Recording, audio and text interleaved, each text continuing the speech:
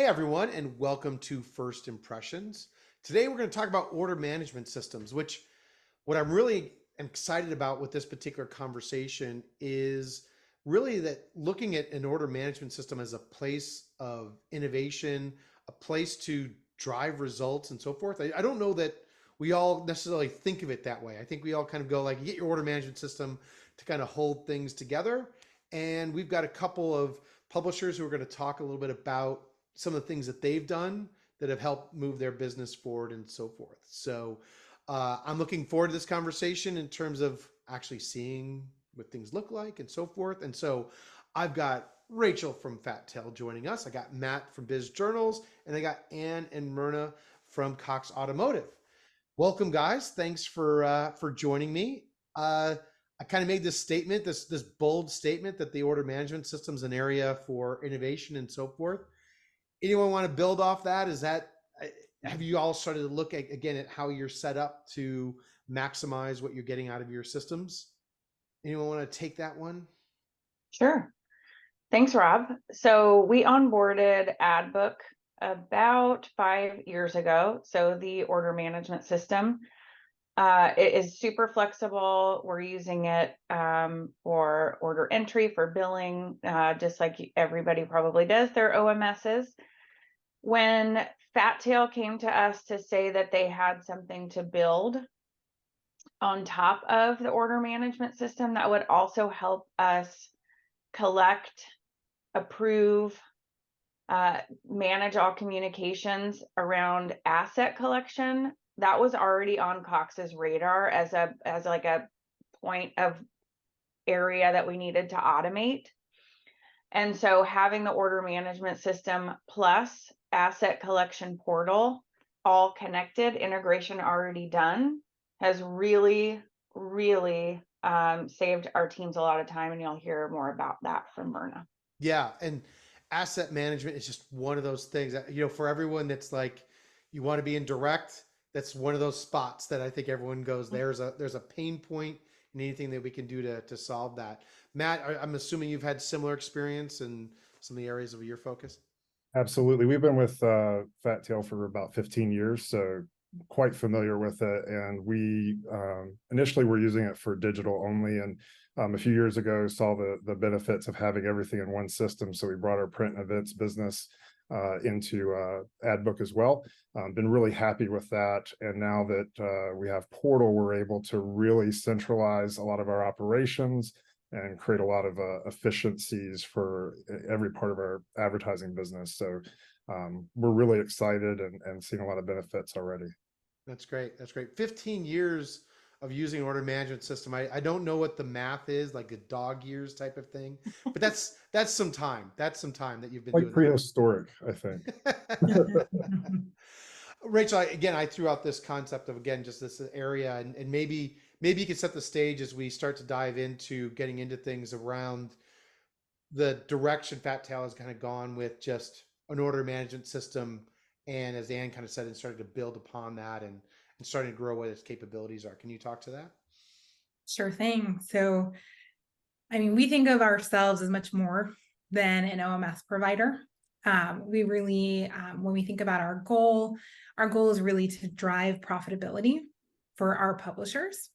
And as a technology provider, we're looking at what our role is in that space. We've done that kind of internally, focusing on operations with order management systems. And we've expanded beyond that, as thinking about what else can we do? How else can we kind of address some of the friction in the deal process and really help our publishers create scale. And we're doing that through AdBookPORTAL. We're doing that through initiatives as we look at kind of opening up new demand sources. And so we're really looking at this more broadly as how can we help automate deals, reduce friction in that process, and really help drive revenue for all of our publisher partners. That's great. Well, I don't know many publishers are going to object to that concept of that efficiency, to the revenue and so forth. And yeah, so let's dive in. If I could ask everyone but Myrna to head backstage, and then Myrna, I'm going to turn things over to you. And Why don't you Sure. share with us some of the things that you're currently doing, and we can dive in and start to build on this conversation. Okay, perfect. Do you see my screen coming through? Yes, you're ready to go. Okay, perfect. So yeah, we will be discussing AdBook Create a Portal. We'll just go into what exactly is Portal, what did it help solve, what are the benefits that we've been seeing, how we got our agencies to commit to it, which is, you know, the most important thing there. And then we'll go into specific portal automation emails and the actual UI itself. So first, what is Portal? AdBookPORTAL is our creative asset collection platform. It provides direct access to our to just essential campaign information to our clients, and then of course for us to also have on hand as well. It is basically our creative repository. It syncs with our, as we kind of mentioned already, it syncs with our order management system, which is also powered by FatTail, AdBook Plus. So it's very aligned in that aspect and seamless. And it just helps, you know, seamlessly capture our campaign and line item information and creative statuses. And from there, initiate automated creative requests and reminders to our clients. So Portal replaces email as the means of communication with our agencies for the purpose of collecting and managing assets and tags and creative mocks, approval, or revisions. So some background on how we got here and what it helps solve.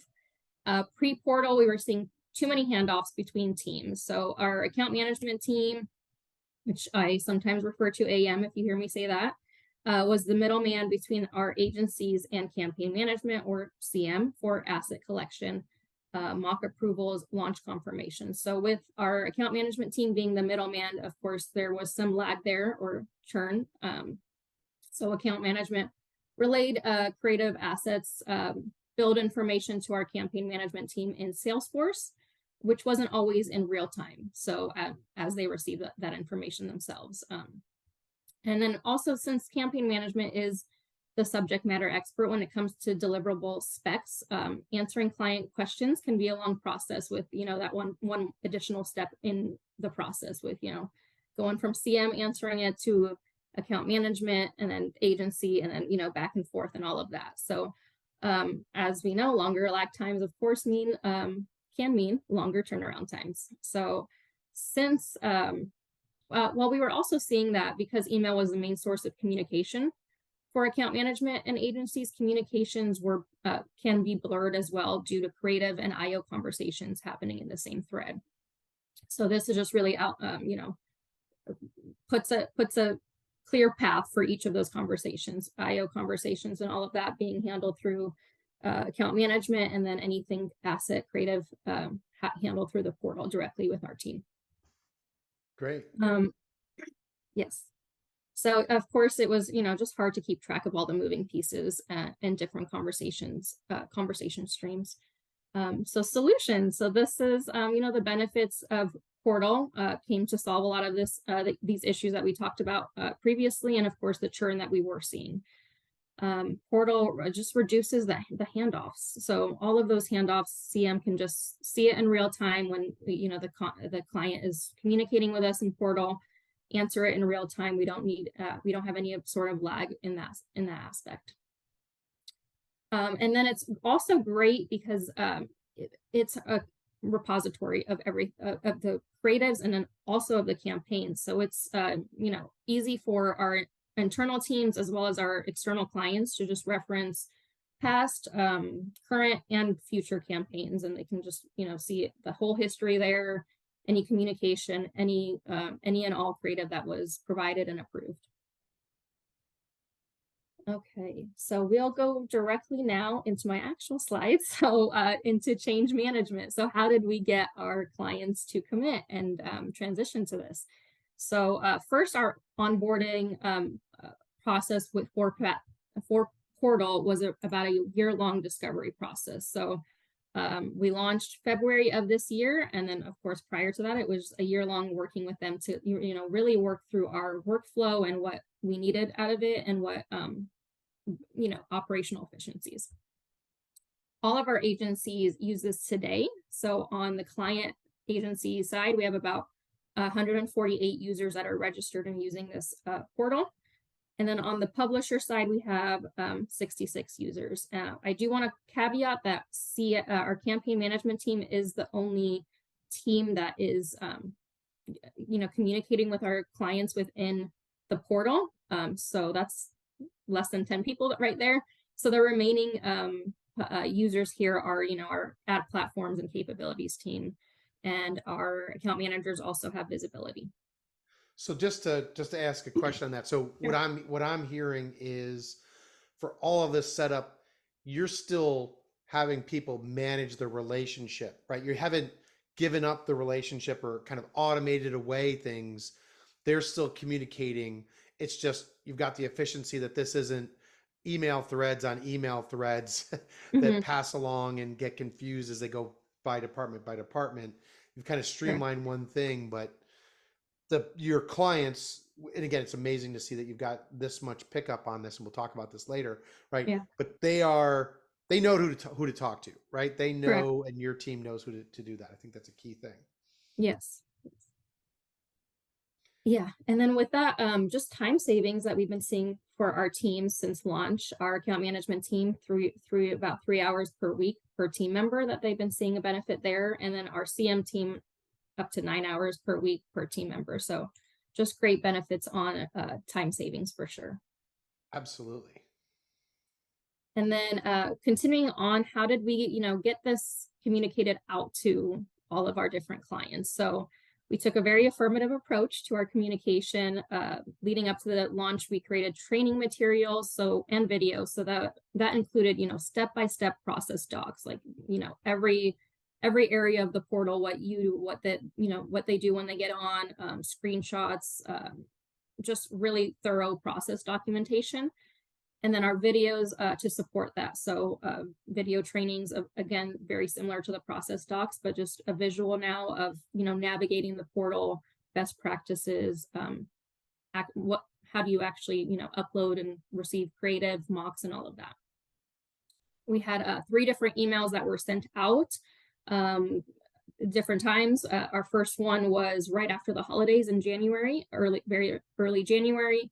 The second was more of a sneak peek, and I'll get to the specific templates shortly. And then the third was a week prior to launch, just basically really outlining everything that they had to do, to get login information, and of course, where to reference training material. And then we also held 2 training sessions, 45 minutes each, that just, again, really went into detail of the portal overviews and whatnot. And then agencies had the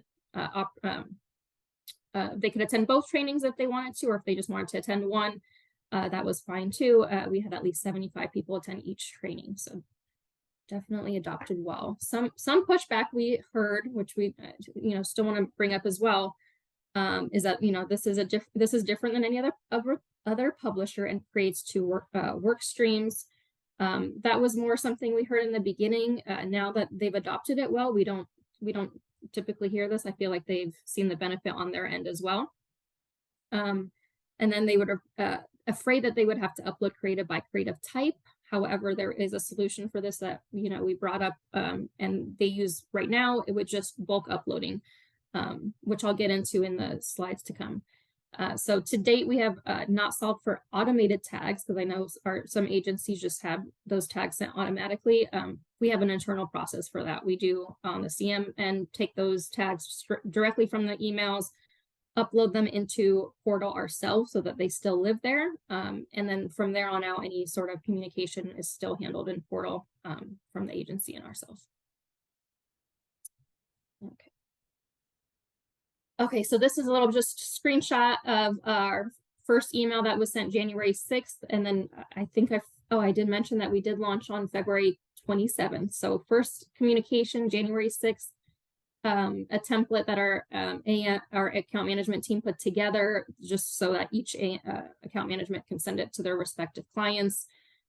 Basically introducing Portal, what it does, what the benefits are, and what's to come in the next couple of weeks for them to get more familiar with it. And then after that, we sent a second email on January 17th, basically giving them more of a sneak peek, a lot more screenshots down here if you were to scroll. But basically thorough screenshots of the portal, what it looks like, just getting them a little bit more familiar with what's to come for them. And then email number 3 sent a week prior to launch. And then again, this one just really highlights everything that, you know, the benefits, again, really wanted to hone that in, like what, you know, make it easier to upload creative, send tags, provide feedback for creative, you know, custom creative, all within the same system.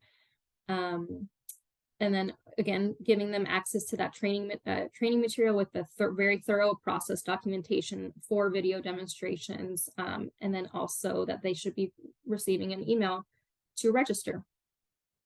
And then also calling out when the live demo sessions would be. And then, you know, of course, sending those meeting invites out to them. Okay, so now getting into what we see at, from Portal in terms of automation and as well as within the UI. So I'm going to cover creative reminders, which is basically a reminder email that you see here that sends out a notification to the client.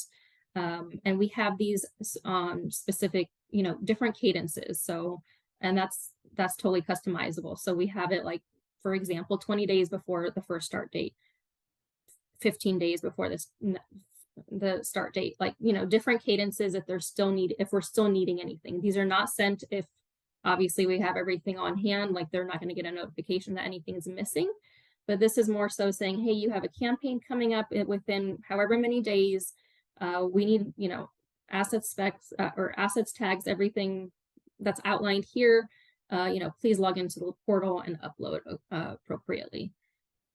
All this information within the automated email is customizable. We helped put that together, but it, again, just kind of highlights what we need. It links to the portal directly to their campaign. And it also has this attachment right here that if opened, just again, outlines everything within their booked campaign that we're in need of. So for the purpose of this is obviously just a test client, but it will, you know, call out the agency placement names, the start and end dates, what creative we are in need of creative for, the models, if they're model specific, and then it links also here, we have links directly to the specs so that they can go and see like exactly what they need to submit. Myrna, I have a question for you. When it comes to the creative reminders, in an operational mindset, it makes so much sense, right? Like, again, if I don't have the creative yet, Yeah. just send them a note.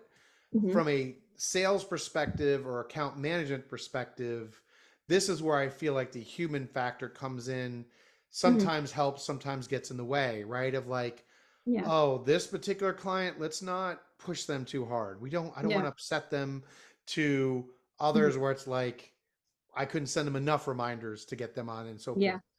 How did that conversation kind of play out internally in terms of setting kind of how this works, and how much do you actually customize to the client, to the salesperson, or have you learned best practices and say, this is the way we do it? Yeah, I think we've learned best practices. I mean, in terms of the creative reminders, again, they're only sent if there's a need for creative. So we've, you know, even since February, we've definitely assessed the cadences that we have set in place, and then, you know, removed if we felt like there's way too many of these going out. So we've definitely shrinked them a little bit in terms of how many go out. But also for the clients that we feel like may just not, maybe overlooking these, just an assumption, you know, we're just getting that vibe. We do leave comments too, to make it more personable, and like they're seeing that interaction between a real human. Great. So yeah. Great. Let's see some more. Okay, great. Okay, next, along the same lines, once they log in, or once they click into the summary of what's missing, they'll be directed to the summary tab within the UI. So you'll see that basically each campaign has a summary, creatives, and comments tab. And the summary tab, again, is just a reflection of what is booked on their campaign and the status. So if it's, you know, trafficked already, it would say it's trafficked, good to go, nothing for them to do there. If it needs creative, it would say that in review. It means, you know, they provided something, but we're, you know, reviewing it to see if everything's good. And then, again, same information in terms of start, end date. And then this link down here is to our specs as well, so that they can also go directly to the specs from here as well. Okay, so the next type of automated email is our creative submissions email. And this is provided anytime assets are submitted to us, or we're providing mocks back to them. So we get this notification. Again, this is customizable again, but it just, basically says, creative has been submitted to this campaign, log in, links you directly to portal.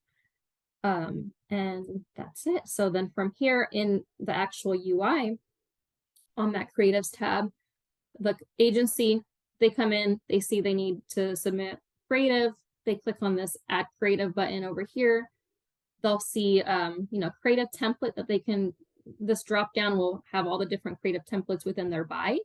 Or they also have an option to, which I mentioned before, just bulk upload. So there's usually an option that we just called creative asset pack. So if they just want to upload everything at once, and then our team does our thing with sorting through things out, that works as well, and we see that that's used more often than not.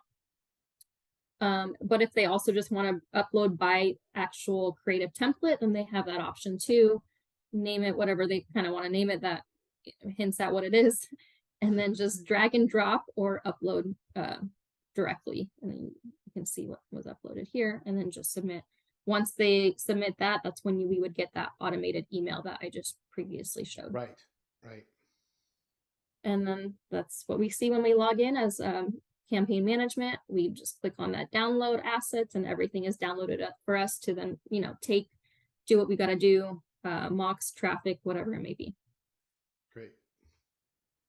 And then for the mock portion, say we took those assets, we created mocks if it's units that require mockups, get that up to, all together with whether it's in a PowerPoint or Word document, whatever it may be. If we click on that edit now, we'll see these two options. We can go into creative mockups, and then again, just upload, hit submit, and then now they get that notification that they have mockups to review and approve or revise. So then now looking at comments being the last one here, again, this is automated directly anytime a comment is left within portal. So the email, we would see, who left the comment, again, the campaign information. So you can easily track that. And then also what the comment is. So you see it directly here, but then when, you want to respond, go back, click right into portal, takes you to that third tab here, and you can see the comment, reply, and keep that communication going back and forth with whatever needs to be communicated. What I like about that is that it seems like one of the things that I know in dealing with all these asset issues and all the various things is you're not always sure if you're supposed to be copying everyone, a certain subset, or whatever. And there's just an aspect of like, this takes some of that thinking out of it. And it goes like, this is going to be what gets communicated back and forth. And then again, it's available to add if someone wanted to say, hey, I uploaded the creative, but I have this question. Again, that dialogue's all captured and kind of part of the same process. Yes. It makes a lot of sense. Yes. So that's really it. I just wanted to add a few quotes from our campaign management team on just their thoughts. So Tara saying, it's easier to gauge when to expect asset retrieval and approvals from the client. The response time is definitely quicker, and she was estimating more of like 5 to 10 hours weekly when she had higher level of effort accounts. And then from Laura on our team, I would say several hours a week. This is when I asked how many hours does she feel it saves. This was very early on when we first launched. So I would say several hours a week for sure, because we know exactly what to ask. So there isn't the clarification we need to provide AMs. There is no delay in requests the AMs may have had. We can answer the agency questions right away instead of having the AM be the middle person. That's great. I mean, several hours a week is huge, right? This is time spent on better tasks and so forth. Yes, definitely. So why don't we have the rest of the group? Thank you, Myrna, for showing that. And let's get the rest of the group up here and just kind of touch on maybe some key points while we're going to move on to Matt and his presentation. And I'm going to throw it to you just because, again, you work with Myrna. There may be some aspect of it that you're focused on that's slightly different or whatever. Do you have any additional context? Sure. I would say, I know Myrna pointed this out, but everything that she just showed you is customizable. So I want to, it works for whatever type of publisher that you are. I think everybody knows we're in auto.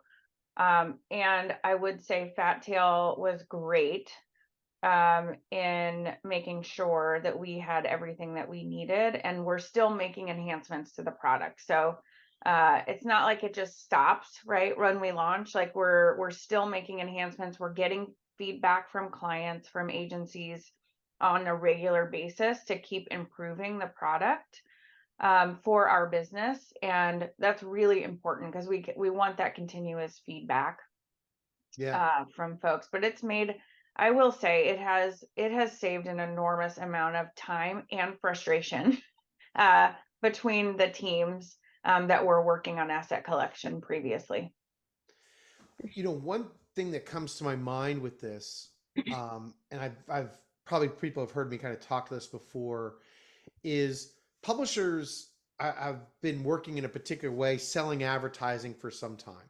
Mm-hmm. If you compare that to like e-commerce, right? If you buy a product or you engage with someone, they have these kind of automated emails. There's efficiency built into it. And I kind of feel like this is an evolution from a legacy. And again, I brought it up, Myrna, to you, right? Of like this, I have salespeople I know that I'm like, no, we're going to automate that communication, and they're going to be the biggest resistance.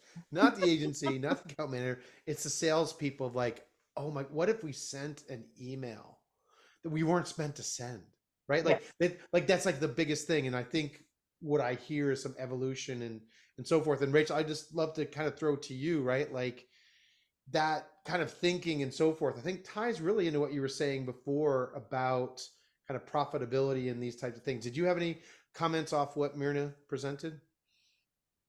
So many. But I think your last point is really interesting around just, change is hard, and it's not just about change with advertisers and agencies and your partners. It's also about change internally and kind of managing that and managing expectations.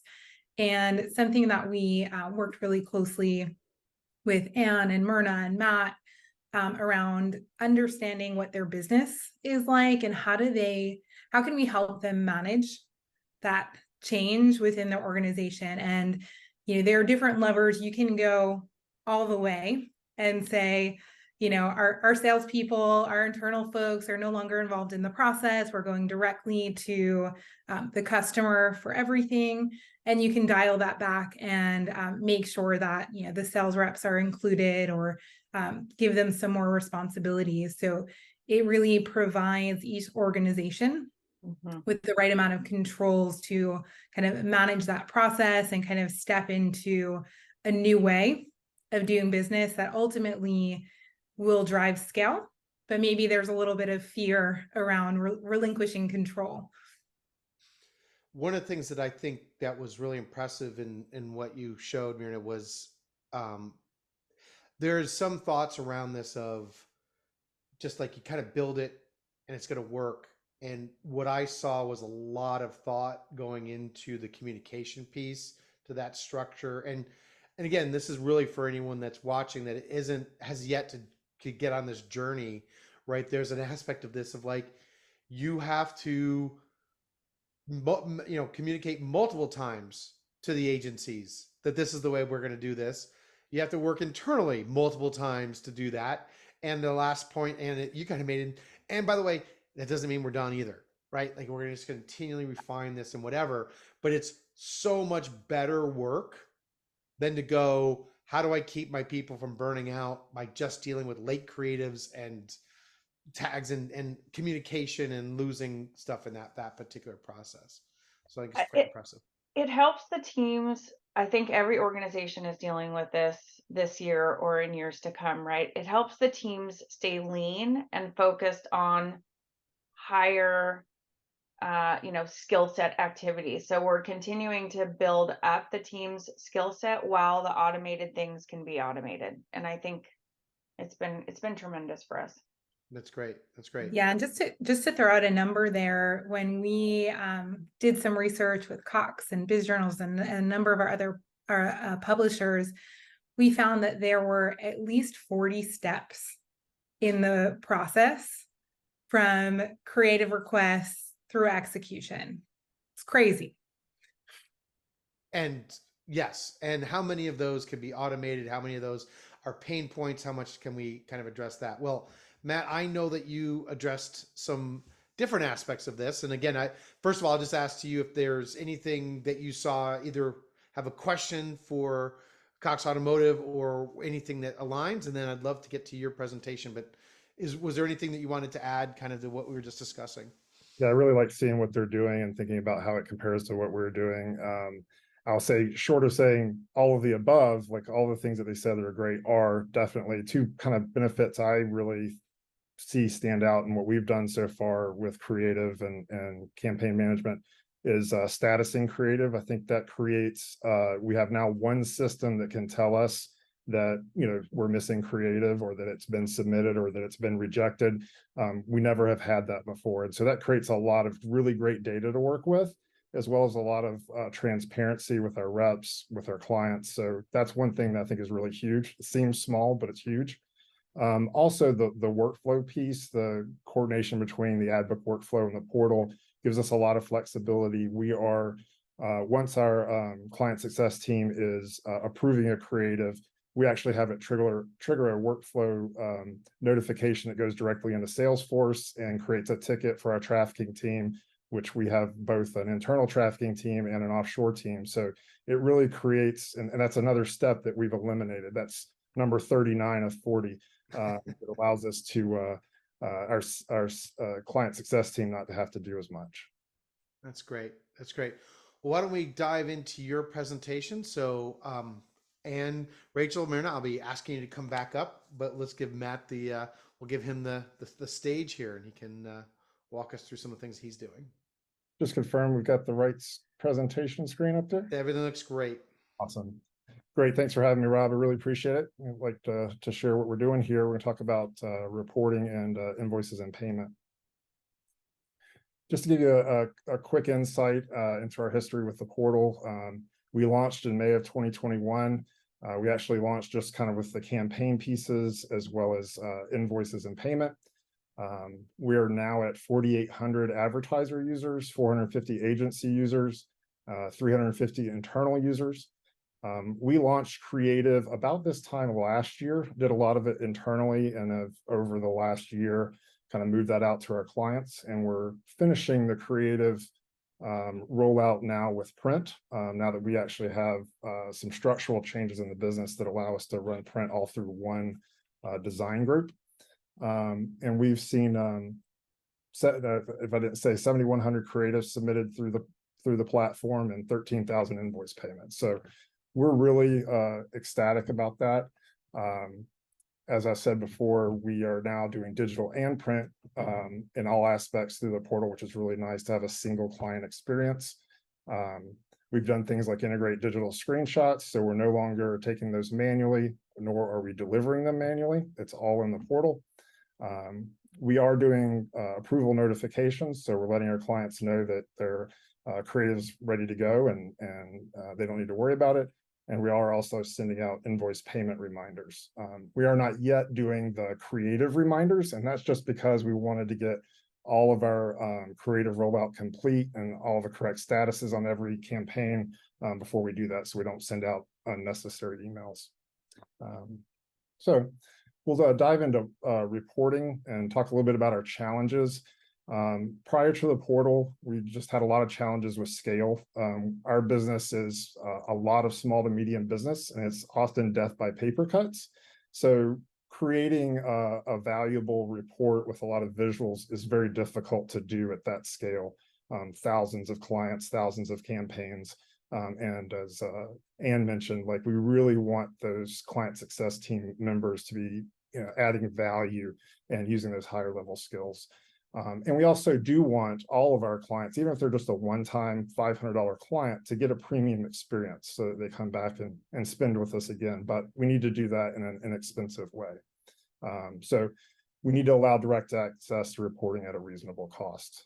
As we looked at other platforms out there, either there were licensing costs that weren't scalable, or there were workflow steps that we had to do to manually set up accounts, things like that, that were barriers. So as I mentioned, some of this, but we already use Microsoft Power BI as our reporting platform. We use that for everything from salesperson's commission statements to overall revenue reporting and ad performance. So we use that internally, export reports, send them out to clients. The great thing about Power BI is we had an enterprise level, so there was no additional card cost to adding our thousands of clients to that reporting. We just needed a way to get them there. So AdBookPORTAL allowed us to expose that Power BI dashboard by embedding it in the portal and using row-level security and authentication to make sure that they're only seeing their client data, which is really important. And that kept us from having to set up a separate authentication, separate accounts, all of those things. Reports can be activated based on the types of products. So we have various different types of reports, which I'll show here in a moment. Makes it really convenient for those that maybe they're only a print advertiser, maybe they're only digital, maybe they go to an event. What's really great about this integration is that the data can be updated and a dashboard refreshed as frequently as we need to. There's really kind of no middleman. We don't have to like upload data to AdBook or to FatTail and wait for it to process and wait for that a design change to be completed. We have complete control.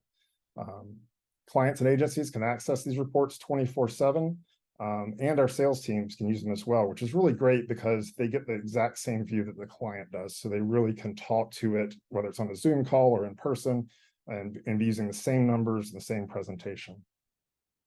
As I mentioned, we can make updates in real time without code changes. And it's a seamless single serve platform. You really don't know that that reporting is coming from a different source than the portal, which I think is a really great client experience.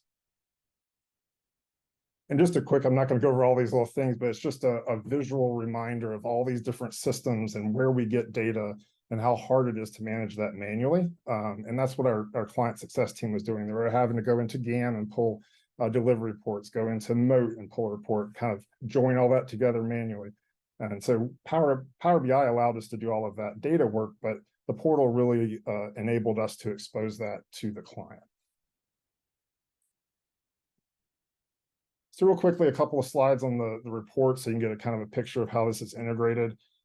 Again, the middle part where the kind of white background with the tabs is the Power BI report, actually from our Power BI server.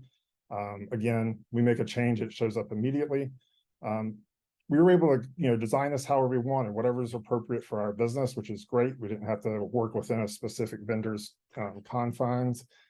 So we built some visual calendars, some charts, visuals to show where campaigns are at in the progress of delivery. So this overview tab just gives them kind of a very brief, quick look at what's going on with their campaign. I'll show you quickly our banners tab, as I was saying earlier, combining here a bunch of different data. So you've got basically your ad book data about the campaign itself. You've got your GAM data that tells you about the impressions and clicks, but we're also bringing in Moat data to talk about exposure time, because we all talk about getting beyond the click-through rate. So that was really nice here because we can automate all of that and not have to spend the time to deliver it to a one-off campaign. I like that. I like that point as publishers have to work on their narrative of working with clients, right? And expose where the value is, to add something like this and then do that across hundreds, if not thousands of advertisers as kind of a part of it. There's one spot you hit on that I'm just really thinking about, which has been this asking clients to log in. A lot of that positioning has been around how do we get away from white glove service? Mm-hmm. And there was something in the way you said it, Matt, that I'm now you're going to hear me probably talk about this more about it's more about automating white glove service, right? I mean, again, I'm not guys, everyone that's listening, this isn't me sitting there going, "Oh, I found a new way to sell it."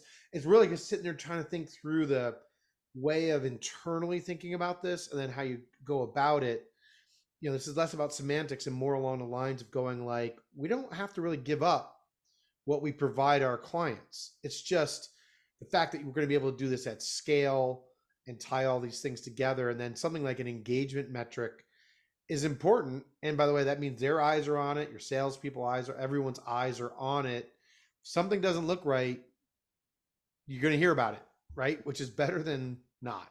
So yeah, please. You just got me going in a thought process there that I think is really, really interesting as I think about all this stuff. You're absolutely correct. I mean, this is a supplement to our premium account client success team. They're not replacing their level of service. This complements it. We rolled this out, but our reps at first were like, I don't want them seeing this because I always want to see my reports before it gets delivered to the client. They would say that all the way up to launching it. I have heard 0 complaints since we launched it. So, there's something to be said for it being in reality and seeing what the clients, how they actually handle it. And I would say, and I did with the reps at the time, I'd rather know there's something wrong with this campaign and the client know it midstream so that we can fix it. We can switch to another product. We can optimize before they get to the end. And we really can't do anything about it at that point, except ask them to spend more with us, which is not a great experience, right? Right. Please continue. Yeah, absolutely. What's great about this is very interactive, and I can't show it here on a PowerPoint slide, but you can click on the bars of the chart and look at just that month of data. You can click in different areas and look at just that line item. So I think that interactivity creates a lot of kind of shiny object stuff with our clients that they won't get with other media. Here's just another example of how we're integrating data. So native advertising, this actually brings in both the article data with note information about depth of scroll, things like that, as well as page views, and then also brings in GAM data. So it's talking about how often we promoted that article and how many people clicked on those promotions. And then a graph down at the bottom right that helps them compare the success of their articles so they can visually see those articles that are up in the top right quadrant were both very engaged and spend a lot of time. So I think that there's a lot to be said with visuals that help tell a story and then analyze and act. What we hadn't done before is do much around print and events. And this was really hard for me to think about when we started thinking about reporting, because we want to go beyond just digital. These services are not just for digital. So we dug deep, thought about what's important, and shared here, reach and frequency calculations, information about insertions, and then some visuals around where the audience is that you're hitting. So I think all of this together kind of helps add value to the print purchase. Likewise for events, but jumping over to a listings platform here. So we had a platform. This is where we've seen really some significant time savings. This was a report that we send out just to 15 sponsored advertisers. So there's only one per market. So we have 15 markets where there's a sponsorship. And our client success team was spending 10 to 15 hours a month just producing these reports for those 15 clients. So obviously that's very hard to scale then to all 40 of your markets and to multiple sponsors and advertisers within a market. So this allows us to automate that. The client has direct access. They don't have to wait till the end of the month to receive a point in time report. It's live and updated regularly, and gives them all of those great insights that they were looking for. So gave you a little bit of a view of what we're doing. Obviously, there's a lot more you can do or do it differently using the Power BI tool and any integration into the portal. So some of the benefits we've seen is that reporting is immediately available to all of our portal users. We don't have to go into a separate reporting system, set up an account, send out that account information to the client. It's all integrated with that one login and all the permissions that are involved in that. Manual reporting requests have dropped 30% so far. So we had a process where a rep can request a report for a client through Salesforce, and we manually generated that and delivered it. That's down 30%. We've seen a time savings of 22 hours per month doing that. We're also able to add provide that same level of service to all of the advertisers. So these reports weren't delivered to everybody, only the ones that were requested. So that's really important. The listings reporting I mentioned, savings of 10 hours per month, and our client success teams able to focus on that value added work, as well as improve customer satisfaction. And as I mentioned a couple of times, what's really nice is the management of the dashboard design and content. It's completely up to us. We're not working within a vendor's confines. We have a blank canvas to work with. So I'll stop there. I don't know, Rob, if you have anything else on reporting to talk about, or we can move on to invoices. No, let's move on to invoicing. Again, I think the reporting stuff, you put that together very well holistically. I think every company's got a little bit different aspect of how they're thinking about reporting.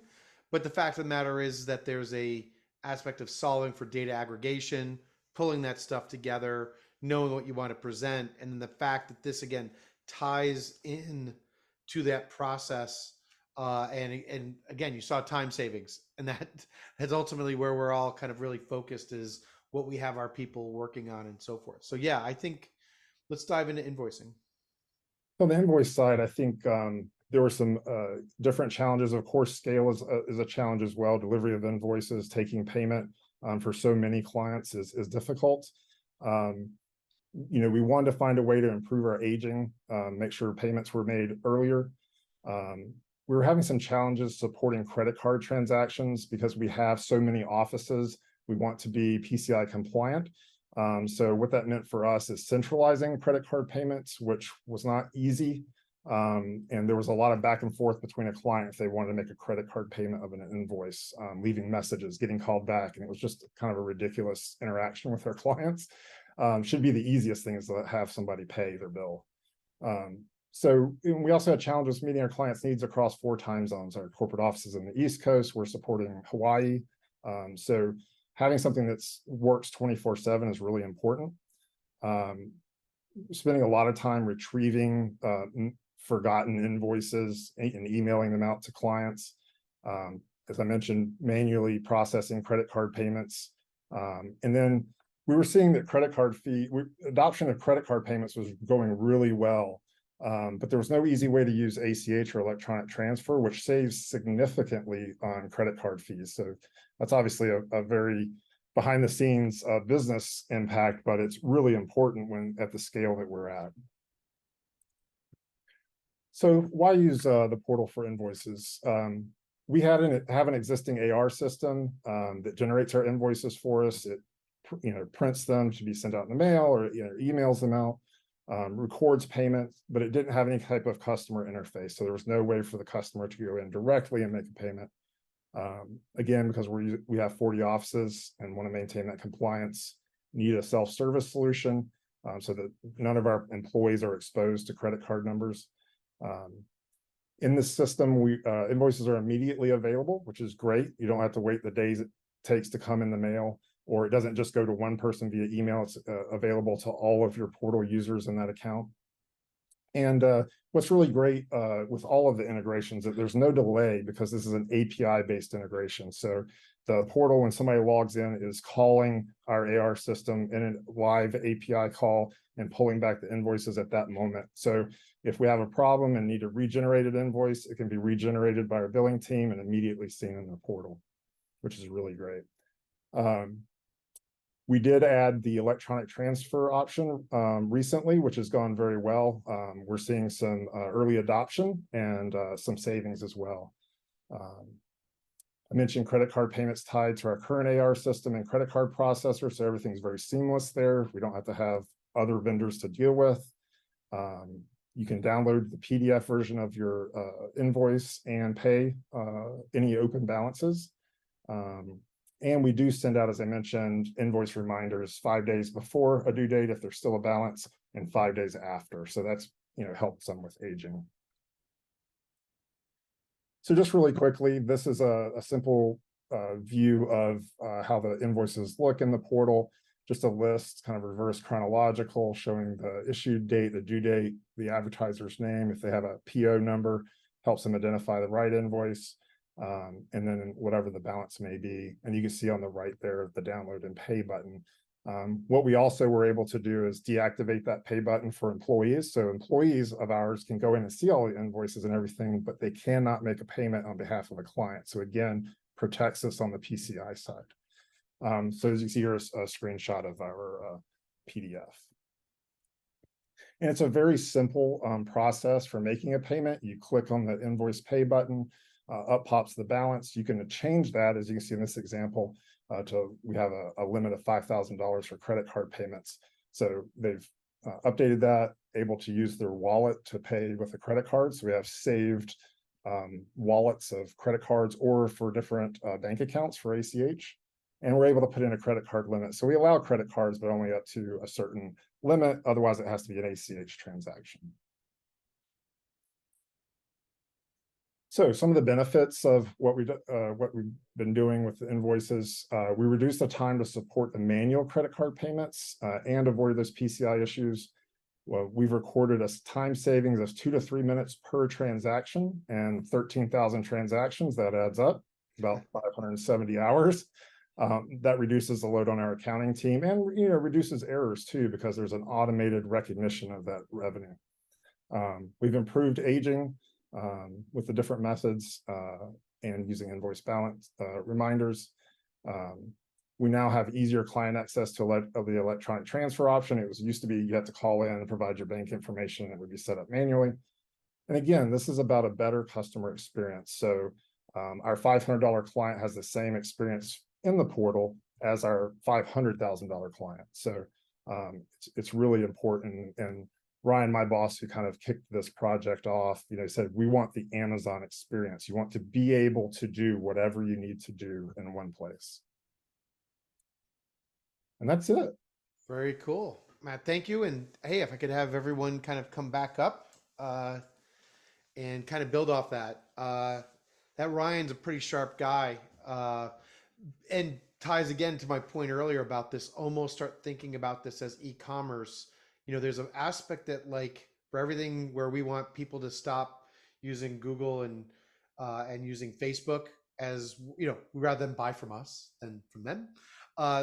They have taught people to go online and buy things, right? And there's kind of an experience that they're used to, and we have to start to cater to an audience of people that actually start to think that way and see their reports and get their invoices and so forth. So I'm going to throw it to the other three that just joined. Was there anything off what Matt hit on that you either have questions around, or you yourself have, or is on your roadmap or experience? Anyone have any thoughts?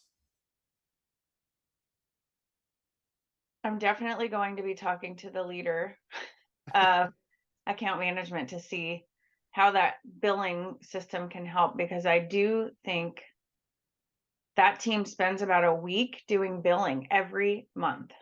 So anything, like, even if it's just the reporting aspect that feeds into billing, because I think we probably have to keep our billing how it is today, but any of the steps leading up to the accuracy of billing that could be automated, I'm really interested in. Yeah. Right. And I think there's an aspect going, Rachel, to your point earlier about all of those steps, right? And just, again, we've on this call identified 3 areas: the asset, getting the assets, clients need reporting, and of course you want to get paid.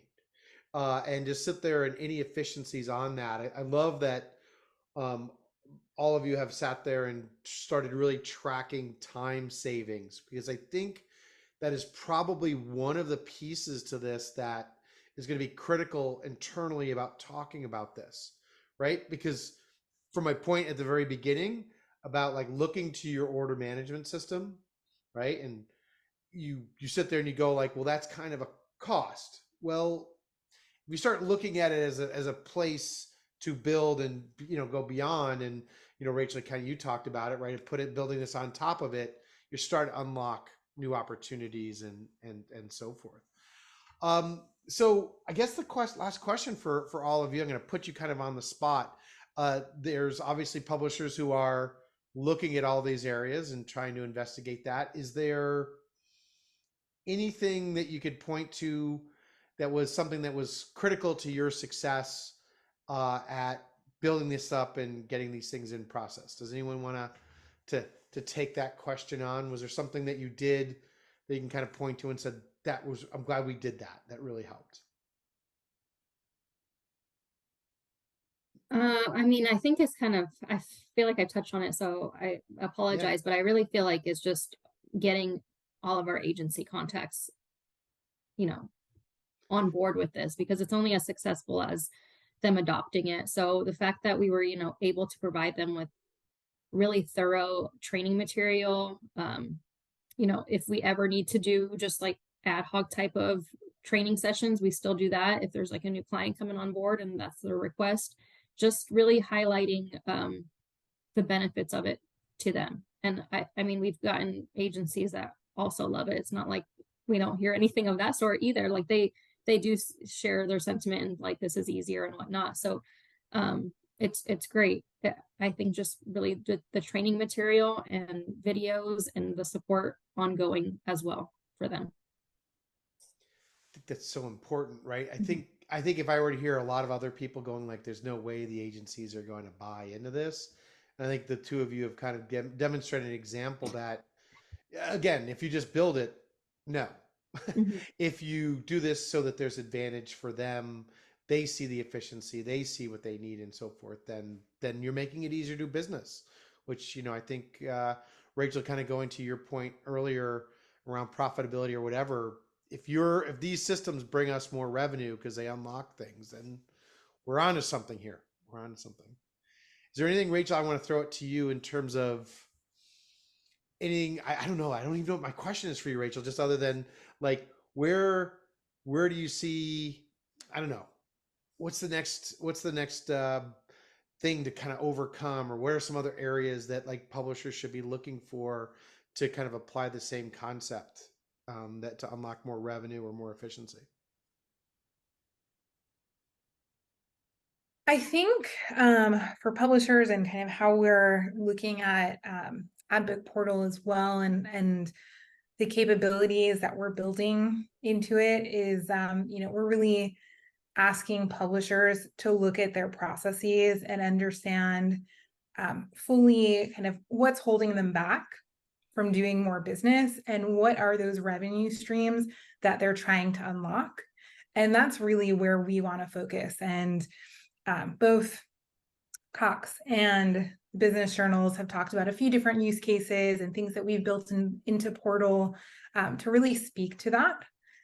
But we look at the portal as a place that, as we want to help address those challenges and continue to add new modules, whether that's buying capabilities, whether that's connecting to new demand partners, whether that's kind of addressing another friction point in the process and kind of centralizing data and streamlining workflow and communications that really help scale the business.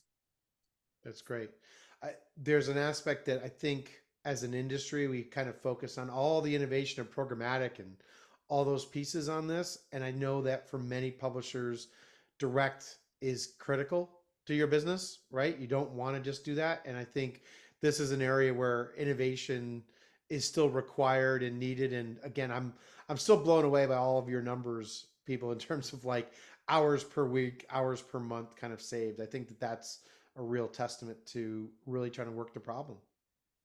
So I'll tell you too, just to add on to that, like I think the approach that FatTail has taken with the portal and really with AdBook and being this kind of umbrella system, they're not necessarily trying to recreate the wheel. They want to integrate with your existing systems, support them, and expand on them. And that's really been beneficial for us because we really don't spend a lot of time managing the portal. We just spend the time managing the systems we were already using. So, it's not a new AR system. It's not a new reporting system. It's not a new OMS. It's all integrated with what we had. We didn't have to start over. That's great. That's great. Well, I want to thank all of you for sharing what you've been going through. I think there were some really great things, and again, lots of ideas that come out of it that each publisher has to kind of go through and think through their processes, their systems, to what you just said, Matt, to, again, Myrna, what you went through in terms of that communication and just thinking all that stuff through and whatever. And Ann, thank you for your input, and Rachel as well. Thanks to all of you, and thanks for everyone that watched it. I think the only last question I have, Rachel, is for you, which is if publishers watch this and said, hey, we want to learn more, how do we get in touch with you? You can reach out to us. We'll share our contact information. If you go to our website, there's our email address and you can reach out to the team. We'll get back to you ASAP. Sounds great. Sounds great. Thanks everyone. Thanks you. Great job, guys. And thank you so much. And thanks everyone for watching First Impressions. Thank you.